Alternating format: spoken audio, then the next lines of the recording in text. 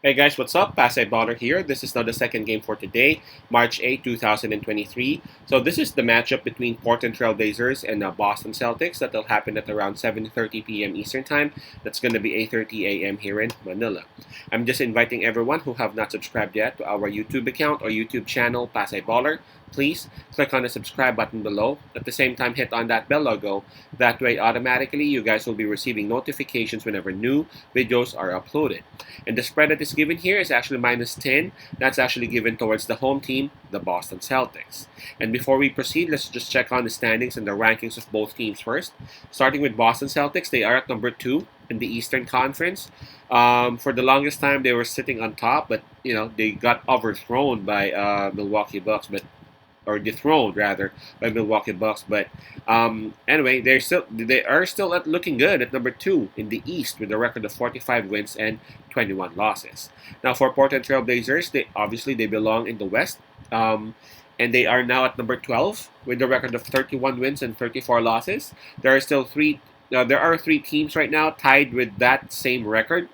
That's New Orleans Pelicans, OKC Thunder, and Portland Trail Blazers. So really, there are a lot of going on, a lot of stuff going on, especially in the West, the Western Conference, in terms of who's going to make it to the top 10. Right. So Boston Celtics, they would have the home court advantage on this. In terms of fatigue, well, both teams were able to rest last night, so maybe we can just skip that part. In terms of momentum, though, now Portland Trail Blazers would have the advantage of that because approaching this game, Portland Trail Blazers have actually won back-to-back. Now, yeah, Portland actually did that after struggling for quite some time. They have actually won back-to-back, while Boston Celtics, despite of them being at number 2 in the Eastern Conference, approaching this game, they are actually in a bit of a low. Approaching this game, they are on a 3-game losing slump. All right. Now, if you guys would want to check on the forms, Boston Celtics, they are still looking better, winning 5 out of their last 10, while Portland Trail Blazers just won 4 out of their last 10 games. But again, in terms of momentum, hands down, it has to be Portland.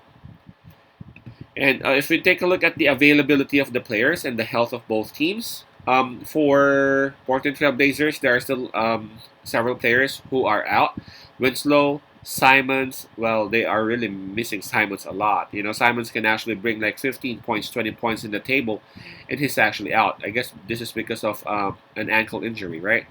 RC Diacono is actually out, and Nurkic is actually listed as questionable for this game. So at least there's this possibility of him suiting up, but I guess I've read some articles that the possibility of him suiting up is really not that high.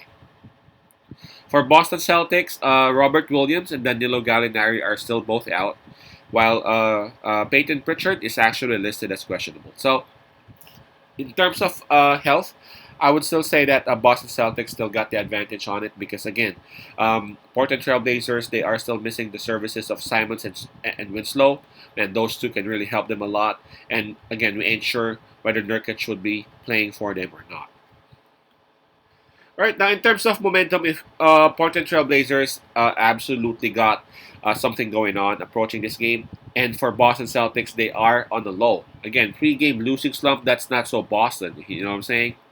They got beat by the Knicks twice, and I'm pretty sure that Boston Celtics would actually want to bounce back. And they are at home, and I think that they will. I think that they will be able to do that right here. I won't be surprised if they would actually do that because, again, they would want to go back to the winning column. But Portland Trail Blazers, because of the momentum that they have, because of the possibility that Nurkic will be playing, I think I'm going to side with Portland Trail Blazers here. I mean, it's because of the spread, mainly. I mean, -10, considering what happened with Boston for the past few days, or for the past few games, considering how good Portland has been for the past few games, considering how crazy Damian Lillard has been for the past few weeks. -10 is just something that it's not impossible, but again, I'm going to go with Portland Trail Blazers on this. I mean, I think Boston Celtics may win, but not that much. Especially if Nurkic will be playing, man. that will be a huge lift for Portland Trail Blazers because really they're having a lot of trouble grabbing those rebounds. They're giving a lot of opportunities for their opponents for offensive rebounds, and if Nurkic will be there, that's additional defense at the same time, additional 8-10 rebounds right away. So my pick on this one would be Portland Trail Blazers with the plus 10. Again, that's Portland Trail Blazers plus 10, and watch out for another Damian Lillard show. Peace out, pasay love, and God bless.